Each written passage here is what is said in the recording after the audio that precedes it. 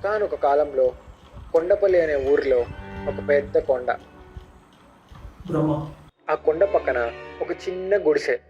ఆ గుడిసెలో దశక అనే ఒక శిల్పి ఉంటాడు. అరుణ్ కార్తిక్. దశకాకి ఆ కొండపైన అతని ముఖాన్ని చెక్కాలన్నది ఆశ. ఉండాలి, ఆ మాత్రం పిచ్చి ఉండాలి. కానీ ప్రతిసారి విఫలమవుతాడు. ఎందుకు? ఆ విషయం తర్వాత చెప్తా గానీ ఇంకా ఈ కొండ మీద చెక్కడం అసాధ్యం అనుకొని పక్క ఊరిలో ఉన్న కొండ దగ్గరికి ప్రయాణం సాగిస్తాడు.